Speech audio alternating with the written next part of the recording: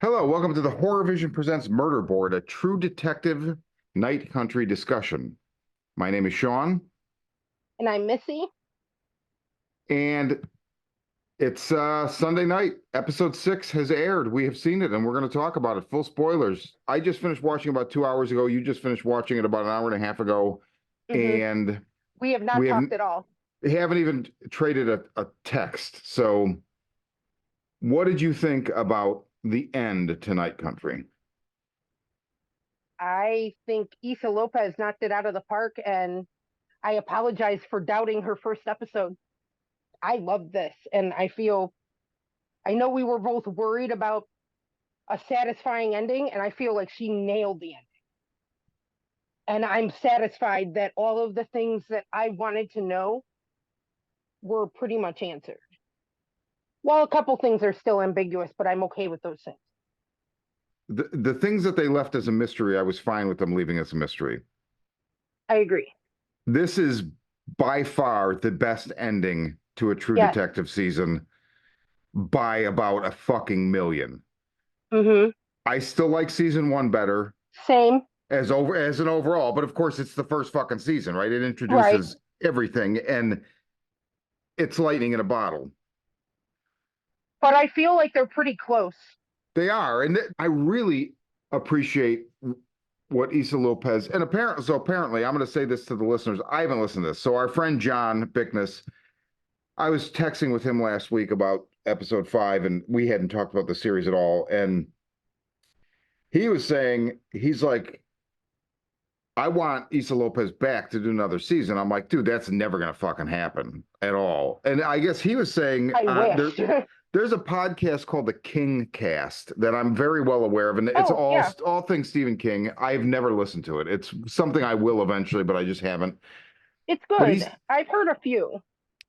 Issa Lopez was on it and talked about this apparently before it came out, and John was saying that she said part of her whole deal with doing it was like she had full creative control. So that if that is the truth, and I don't doubt John, but I haven't listened to it with my own ears, so I can only relay that third person to our listeners.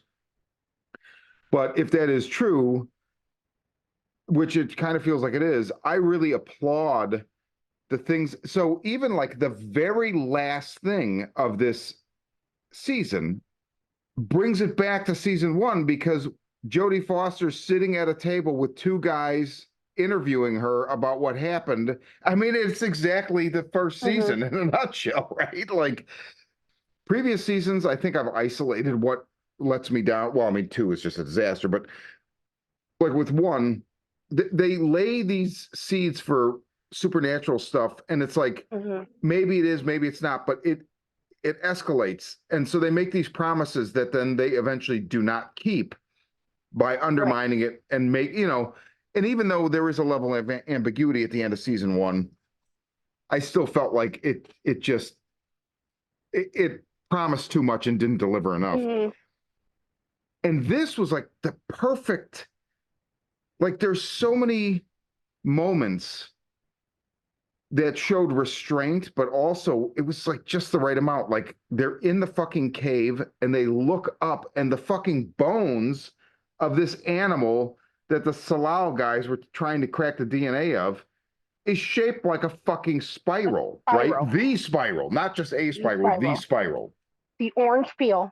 The orange peel. And so this makes me think of like the Darren Aronofsky's Pi and the Fibonacci sequence, the golden ratio. Like spiral is everywhere in nature. So when I started thinking about that this week, I was like, this isn't really promising. Like you see those bones in the ceiling in the ice cave, and immediately I'm like, oh, this is weird. Like, so is this going to be like a supernatural? And no, it's just there. But the idea is that, yeah, because the spiral is one of the fundamental recurring themes of this reality or whatever. Like it's just there.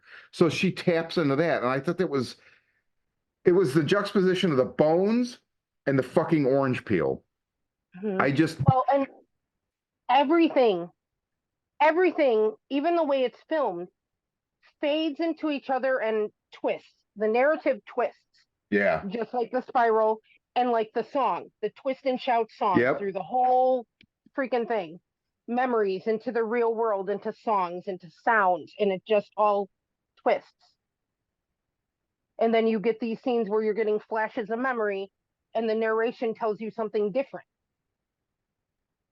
And it all twists together. Yeah. I like that a lot. The fact that they redid. So we had that a couple episodes ago when we first see the Wheeler case, and it's Danvers telling Peter what happened, and her voice is not matching what they're showing us in the flashback, right?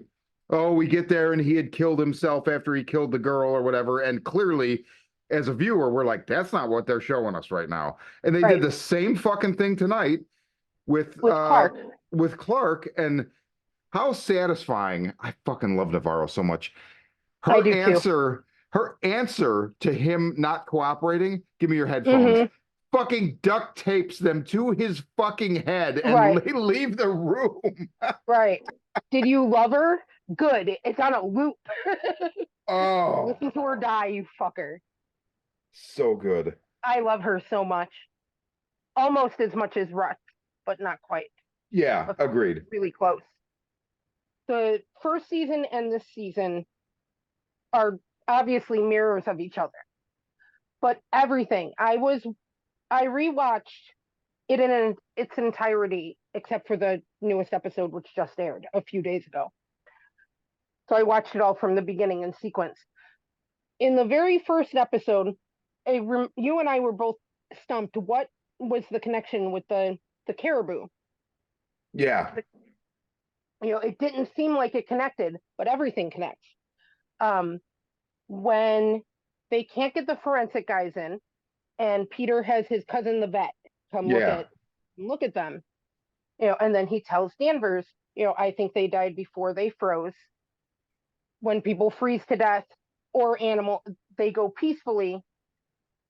I've seen caribou die of fright like this. The caribou and the scientists mirror the caribou. And we've been seeing from the very beginning in the credit sequence the reflection of the backwards Salal sign, and then we end up back where we begin. Liz and Holden.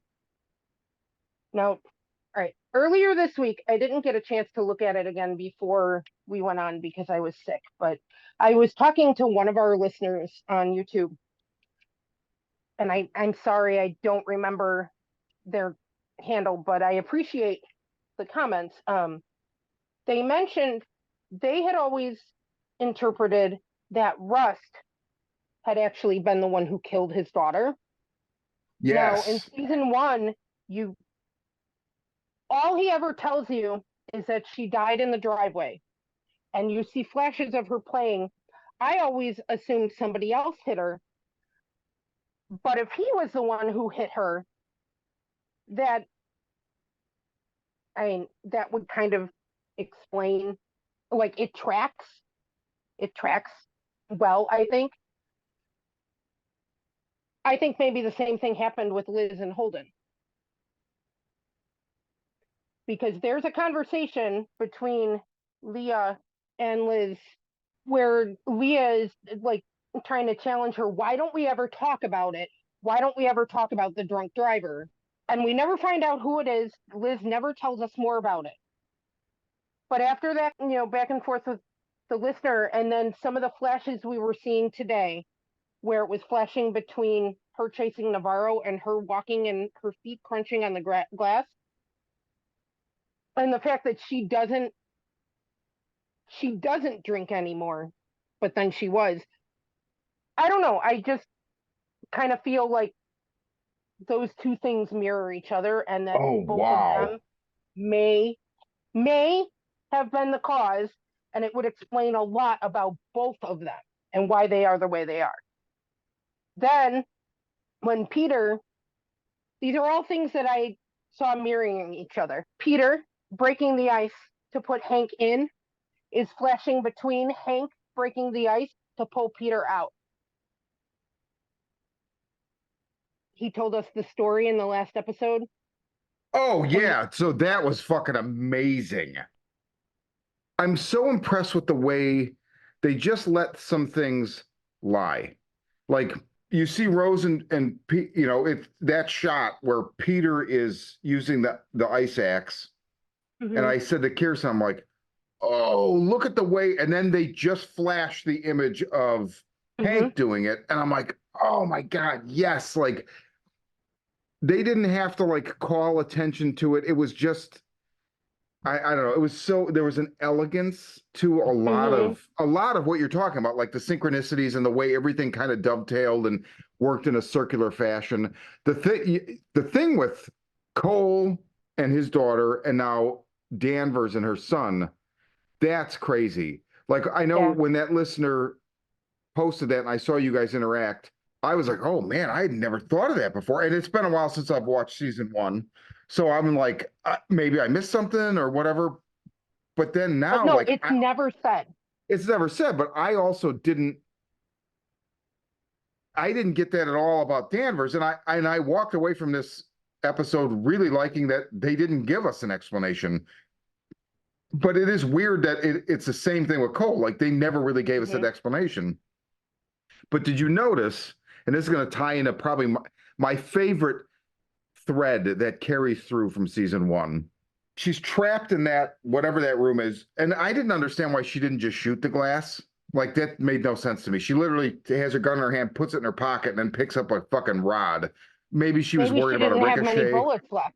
Yeah, I don't know. Or that ricochet in a close. Yeah, I guess maybe that could be it. But whatever. I'm fine. That's not Right. a criticism. You know, immediately my mind's like, wait a minute, why? Okay. So she breaks out. She walks over the glass. Didn't even think about it. But then, like within a few minutes, there's a sequence where she like pulls a piece of broken glass off her boot, and it Mhm. flashes to her feet on glass. And I'm thinking it was Mhm. her feet walking over the glass that she busted to get out of that whatever that No, was. it's the car crash. And it's a car crash, right? So we see that later. And I wasn't sure if it was supposed to just the glass from this current incident was reminding her of that. Well, again, mirrors. It mirrors, but also Clark has the biggest through line to season one. Time is a flat circle. Like I was like, oh my God, the Grant Morrison shit's back. Like, holy fuck. Because that is directly out of The Invisibles by Grant Yeah. Morrison, which I think is one of the things that Pizzolatto people loved Annie caught shit for because there's a sequence in season one when Cole says that he rattles off some stuff that is like lifted directly from Grant Morrison's, which in no way Okay. I didn't take as plagiarism at all. It's complete influence, and in fact, it's not like where the Matrix like went in and like, oh, let's just take that scene from The Invisibles and put it in our movie. No, it's like he just used some of the like ideology. Right. Just that whole sequence in there's so many things working in this episode where like you've got your kind of the thing, the shining, right? You're like Mhm. snowbound horror, but then you've got this whole bubbling undercurrent of like she's awake, and like what Mhm. is this tie into into that the legend of the Sedna, or because we see that all over the place, and then Right. ultimately it doesn't, and so that's where I like Kirsten and I were both when they make the jump to the cleaning women. Mhm. I was like, oh my fucking God. And then they show it to us. I feel like that was for everybody that in that first season that was like, this show is like just, you know, misogynistic and all this fucking bullshit, you know. And I thought that was so fucking awesome the way you have this group of these very strong, powerful women that banded together. They did what they had to do. And also the supernatural element, it doesn't shit the bed at all Right. because they're literally like, we didn't do anything. In fact, we Right. folded their fucking clothes and set the boots on top so they'd be there if she, Sedna, didn't take them. But I guess Right. she took them. So it's the Right. They. perfect zero sum. It's not supernatural, but it is, but it's not, but it is. It's a Right. circle. It gives you both.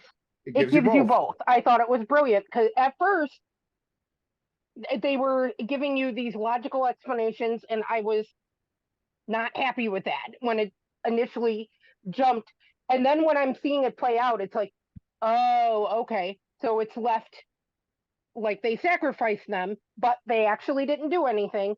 And it's up to your interpretation whether or not, the Sedna goddess exists or doesn't. Yep.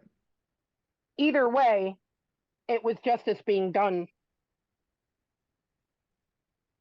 in defense to everything that was done to their land, to Annie K, and Yeah. they didn't actually do anything. Yeah. They just made them go outside. And it's all there from the beginning It's all there because from you the meet beginning. those women these women were there in the very first episode. It's the first call we see Navarro take because she goes to the plant. Like one of our listeners on last week's episode had kind of called us out. Like, it's funny you don't know who Blair is, because I had said they've only listed 3 people on IMDb, right? It was the 2 leads and this Blair woman. But I remembered them interviewing the cleaning women, but it was so like they did that sleight of hand where they just shuffled them. Mm-hmm. Like, I was thinking more about the supply guy than I was about the cleaning women. So that was so So was I. brilliant. And without a rewatch, and that was one of the things I thought. I didn't have the time to do the rewatch that you did, but Mm-hmm. I even was like, so I have this thing, and I always do this. I really like to go and not by the seat of my pants, but like I like to consume something the first time through blind. So even if it is like going back and rewatching, sometimes I don't even want to do that because I'm like, I just want to experience it as a whole one time through, even if it's Okay. 6 weeks apart, and then go back. There's nothing wrong with doing it any other way. And in fact, I had entertained the idea this week of rewatching like the previous episode or the first episode. And I was just like, Mm-hmm. nah, you know what? I'll do it later. I'm just gonna go through it. And part of that is because I actually, even though I do these shows where I want to talk about this and try to figure it out, I don't want to figure it out. Right. Like when The Sixth Sense came out, and I remember I saw it well after anybody else did. I saw it when it came on video, and people were like, "How is it not ruined for you?" I'm like, "I don't know." They're like, but so many people are like, "I saw that shit coming a mile away." I didn't. I'm fucking happy I didn't. I don't want to Right. see I shit didn't coming a either. mile away. I want to be surprised. So if I figure a Right. movie out, I don't like the movie. I agree. I like to ride the story. I like to ride the story. I like to be surprised. I don't have a problem with going back. And like, I also like to stay immersed. Mm-hmm. So revisiting, I've been sick this past week. So revisiting the story that we were experiencing now was fine. But I won't look at any spoilers or anything like that. I Right, don't right, of listen to course. any podcasts or anything about it. But the longer I can stay in the story with the characters, the more I connect with them and the more I see. I have a question for you. Yeah. All right, when they go to see the cleaning women and they're waiting to see, how they're gonna take it. Danvers said, we just came to tell you that it was a freak weather event. We're just, they froze to death. And Navarro says, stories are stories. She asks him about the tongue. Yep. And the old lady says, that's not part of our story. What do you, like, who did it? Where'd it come from? This is the biggest mystery I feel like they left other than where Navarro is. Mm-hmm. I was very pleased they didn't show us. And I thought they were gonna go do too much because there's the shot of Danvers and her stepdaughter eating a sandwich in the car. I thought they were going to see her and they didn't. So I was like, thank you. Right. But the tongue, Clark says something about, because they ask Clark and he's like, the cop moved the body, Hank, right? Right. And so then the deduction, I feel like one of them makes, or maybe it was just in my head, like it was just so obvious everybody made it, and I'm putting it in the mouth of Navarro or Danvers. But so then did Hank do the tongue for some reason, Oh, like okay. as like, which would make sense if Hank did the tongue, it's a message to all the anti-mind people, Right. right? Shut your fucking them. mouth. I mean, that is a direct, like you leave somebody's tongue somewhere, it basically is telling Right. somebody else, shut your mouth. But Okay. I don't know. Maybe it wasn't Hank because the fact that that kind of came up at the end like that makes me wonder. You know, again, if anybody listening that has not watched Tigers Are Afraid, Yeah, I want to watch it again soon, probably with Joe Bob because it's still up. the way that the dead manifest or don't manifest, whatever, but the way they interact with the quote unquote real world Mm-hmm. is so fucking similar. Like this, so this is if this is Issa Lopez's like Her voice. her voice, we're in for anything. Like she is now somebody I will follow to Uh-huh. Ennis, Me too. right? Like I mean, but I don't know. I mean, it's the perfect. It makes sense that it would have been Hank, but also could it have been the machinations of a ghost said? I don't know. I mean, that sounds Right. ridiculous saying it out loud, but that's the thing. It's like they leave the supernatural in this very ethereal way that like you do see it, and it maybe is interacting, but maybe not. So I don't know. Mm-hmm. Yeah, and I love how they left it with with Navarro. You don't know if she died, if she is out on a spirit quest. At the very end, you see her with Danvers, but she could be a spirit. But I don't really think that she's gone. I don't think she's gone. I definitely don't think she's gone. And I also, think she's so on a spirit quest. I believe I read last week that last week's episode had the highest, you know, rating or viewership or what, who knows Okay, how they even, I'm not sure keep how they track. quantify that kind of stuff anymore. I don't know, maybe John's idea that Issa Lopez might come back. I mean, That would be cool. if this is well received, there is no rule of thumb for what the show has to be, right? And in Right, fact, I feel like True Detective is a great example of something that since the first season has been looking for what it should be. right, and maybe it found its voice. Maybe it found its voice. I don't know. At the same time, I'd rather have Issa Lopez do her own thing. But like Right. John said, well, this was her own thing. So, whatever. It doesn't matter. Whatever she does, I'm there. Yeah, I feel like she answered all our questions, so fluidly, and with and she gave you everything you wanted without feeling like they were just handing you everything you wanted. Yeah. Well said. Because I like the one thing I really wanted to see that I picked up on, I think in the second episode, um, I I wanted to see Navarro find her name. Yeah. That made me so happy when she finds it, when she finds out what it means. We saw a couple. I I always stare at people's tattoos. They always draw my eye. Um, I consider them to be armor, so it'll always grab me. I was looking at her hands. Hmm. She has a wolf print on her hand. Yeah. Yep. And I'm almost positive it's a wolf print. It's not a bear. I think that even though the polar bear is what we see, I think she also had a wolf spirit on a journey of self discovery and trying to find her place in the world and loyalty and strong bonds. Her family was guiding her from the in between. I mean, she tells us that freaking orange that I did not notice until you pointed it out. And then when I rewatched everything the other day, that orange has been showing up since the beginning I know. between both Navarro and Jules. And then she explains that that her mother loved oranges. She relates it to her mother, and the way her mom used to peel it was uh, the spiral, and that her sister had a thing for oranges too. Every time we see that freaking orange, it's leading her somewhere. Yeah. Well, the wolf print makes sense because the polar bear isn't Navarro. That's Danvers, right? That's totally that animal is there. What do you want to call the spirit guide or whatever you want to Mm-hmm. call it? That is attached to Dan. And I love the fact that that scene where they first build the fire in Salal, right? And they're kind of talking, and Navarro's like, you need to know there is something else, and there's so much else, and this is just nothing. And he said, and then Danvers like freaks out or whatever, and she's like, who said? And Navarro says, Holden. And she covers her one eye because I'm like, oh, it's the fucking polar bear, right? Holden's a polar bear. I don't So know how I didn't catch that.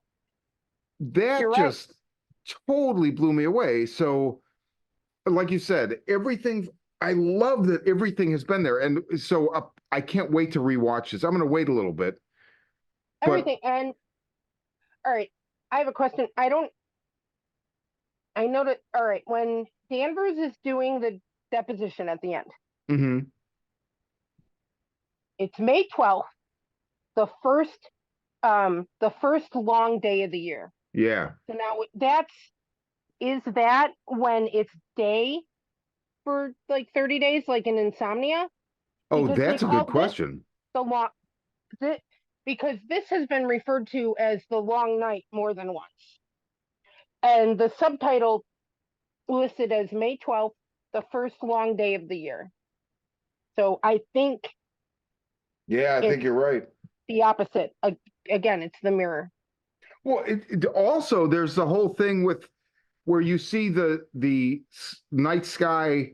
I forget if it like dissolves or whatever, but to like daylight, and I took it as the inverse of the final image or one of the final images of the first season, where Cole and Marty are looking at the sky, right? And Cole says that thing that you had repeated, where it's like, About the light and the what? dark. Yeah, the light and the That dark, but the dark has more territory, but the light is winning. is winning. And so I took this as But like the dark the has more territory. exact, yeah, like this is the exact polar opposite, or the resolution of that scene. And you get a similar scene with Peter and Rose.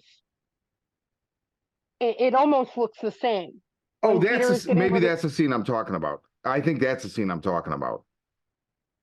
Okay, where Peter is getting rid of the body, and then you see Yeah, the. Okay, and she specifically tells him, you have to put him in yourself. Finish what you started.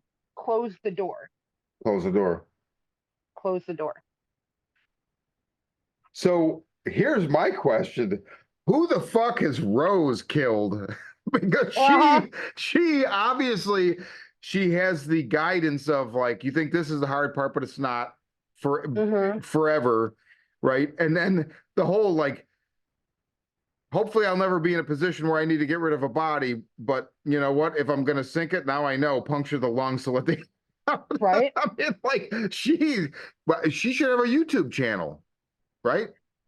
Actually, she would have been a better the guy on the Destroy All Neighbors should have been watching her YouTube.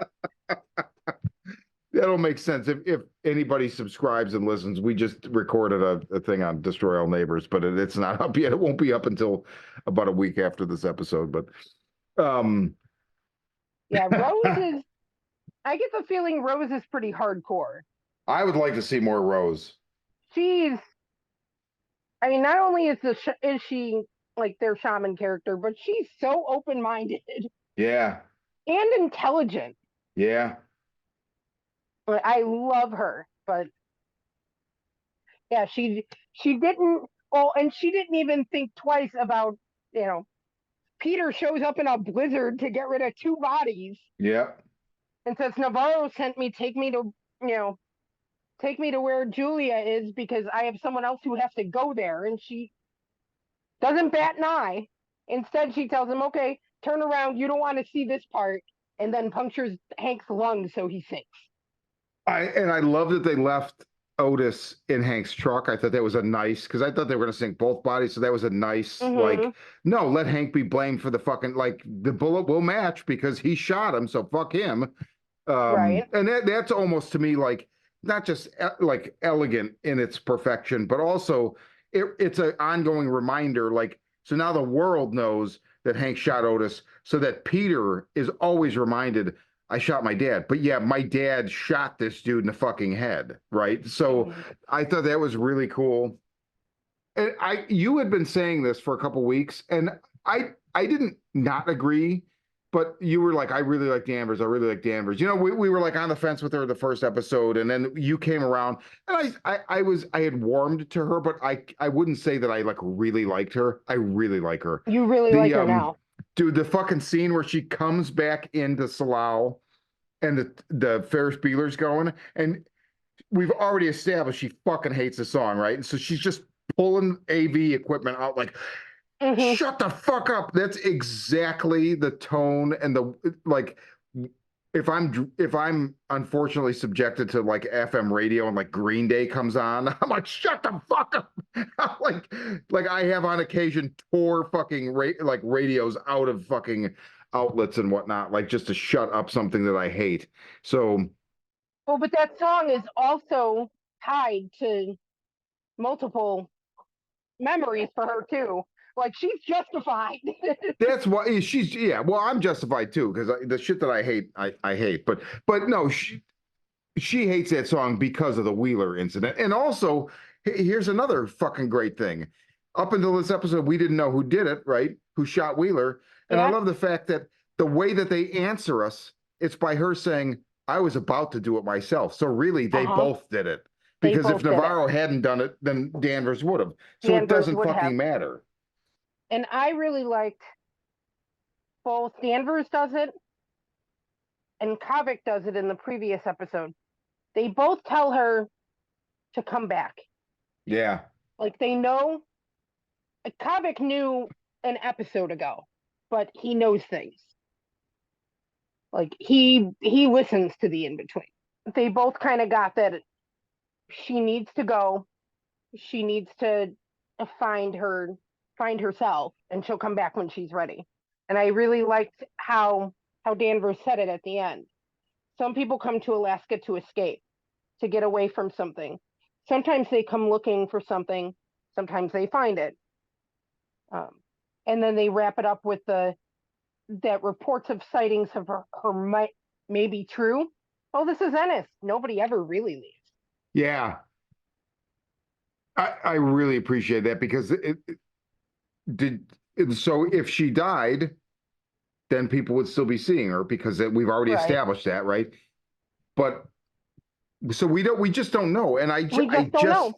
just felt like it was just so graceful and wonderful how they did that. And But you know, I mean, ah, Dan or Navarro is she's hardcore.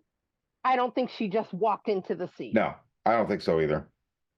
And I don't think the things she left were, you know, spirits, like the orange. I don't think those things were like the orange, the polar bear and the toothbrush, because she leaves Kavik his SpongeBob toothbrush that she took.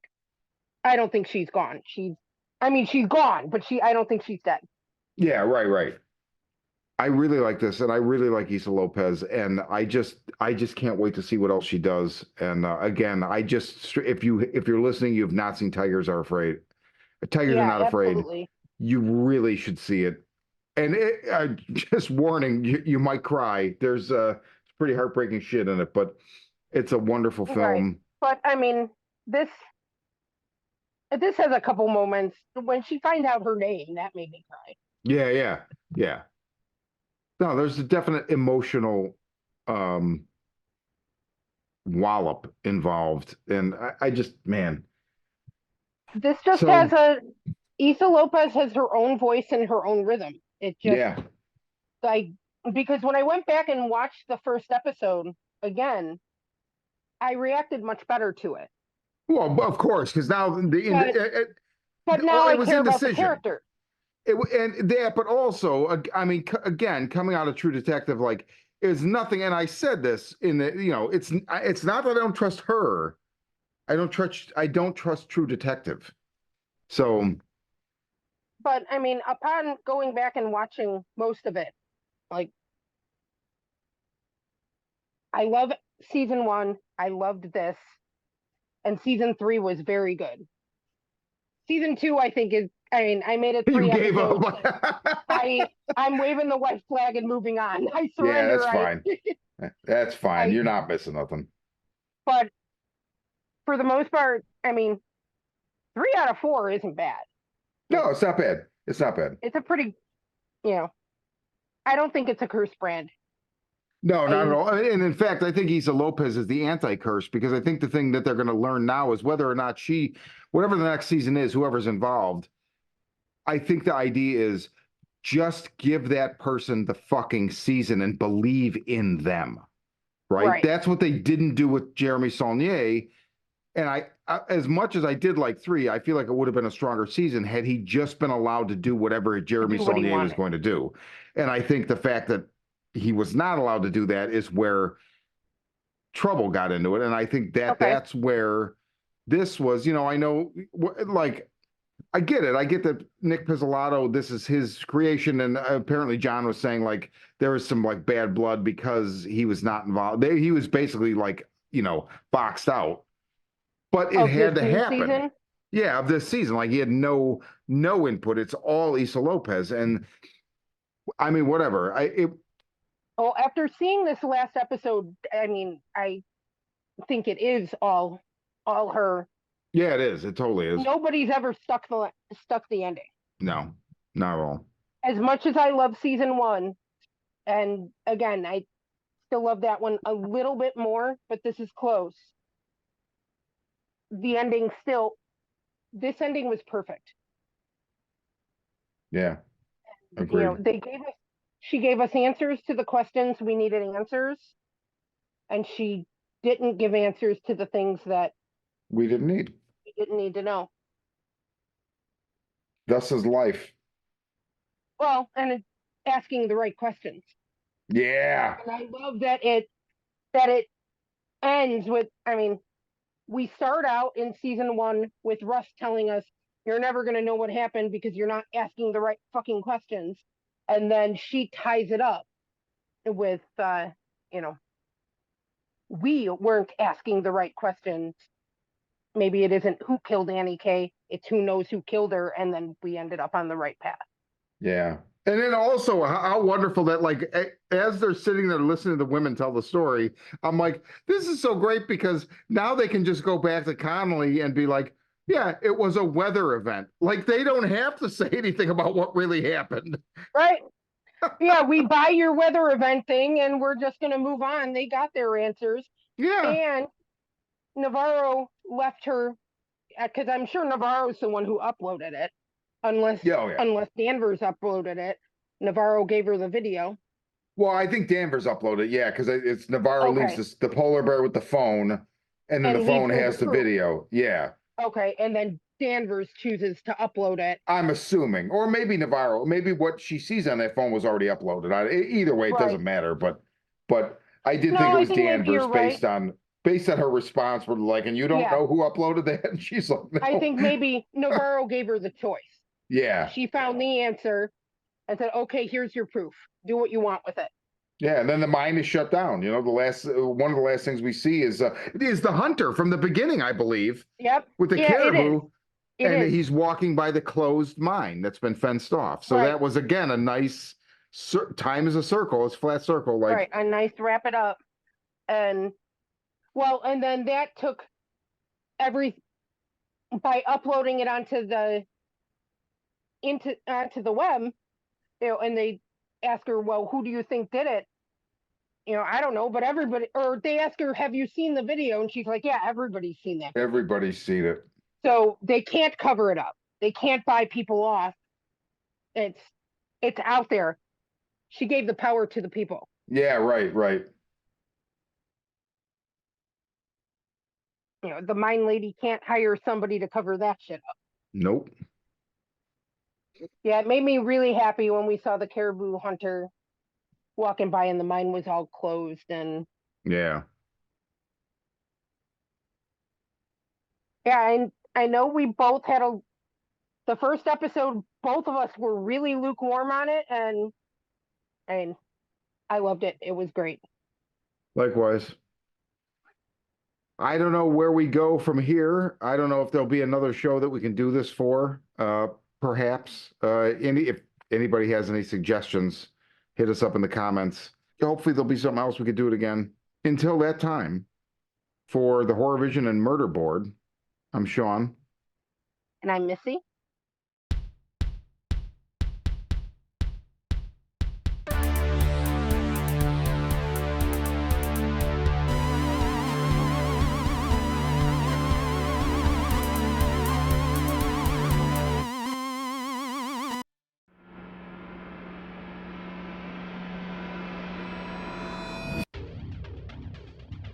pandemic of violence floods the streets of major cities as cases of the media-dubbed murder virus, MV20, soar, causing those infected to go on killing sprees. Caught in the middle, police detective Angela Miller finds her only trustworthy ally in the self-proclaimed psychic PI, Gerald Henry. As the two try to navigate the violence, they are drawn into New Age guru Abramelin Harvest's plot to heal the planet. Harvest's missive? The world is sick, and humanity is the infection. The cure? Murder. From the twisted mind of Sean C. Baker, author of A Collection of Desires and Shadowplay Book 1, Kim and Jesse, comes his most vicious novel yet, Murderboard.